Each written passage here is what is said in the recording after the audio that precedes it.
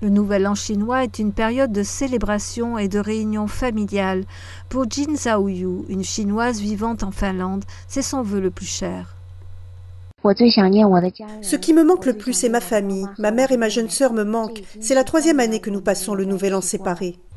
La famille de Jin est l'une des nombreuses familles qui ont été brisées depuis que le Parti communiste chinois a commencé à persécuter le Falun Gong, une pratique spirituelle basée sur les principes d'authenticité, compassion et tolérance. Originaire de la province du Henan, au centre de la Chine, Jin a vu pour la dernière fois sa mère Chen Zhenping et sa sœur Jin Zhaoheng en 2008. Chen a été arrêtée juste avant les Jeux Olympiques de Pékin parce qu'elle pratiquait le Falun Gong. Antérieurement, elle avait été détenue et torturée pour s'être exprimée contre la persécution.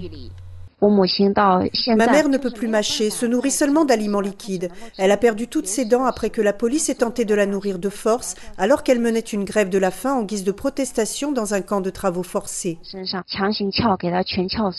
Au cours d'un procès secret, les autorités de Henan ont condamné Chen à 8 ans de prison. La sœur de Jin s'est enfuie de Chine et vit actuellement en Thaïlande. En 2008, Jin s'est rendue en Finlande pour rendre visite à la famille de son époux, juste avant l'arrestation de Chen. Elle y est restée et a débuté une campagne pour secourir sa mère. Les médias finlandais ont rapporté son histoire et au début de 2009, Amnesty International a émis un appel d'action urgente en faveur de sa mère. L'année dernière, le groupe des droits de l'homme a rapporté que Chen était régulièrement battue en prison et qu'elle avait subi des injections forcées de drogue. Mon époux, les pratiquants de Falun Gong finlandais et moi-même continuerons à faire appel auprès des gouvernements occidentaux et des groupes communautaires pour secourir ma mère. J'ai prévu de conduire les responsables de sa persécution devant les tribunaux internationaux.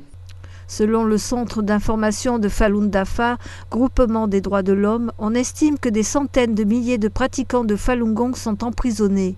Depuis que le régime chinois a débuté sa persécution en 1999, le centre a rassemblé plus de 63 000 rapports de torture et près de 3 500 cas de décès.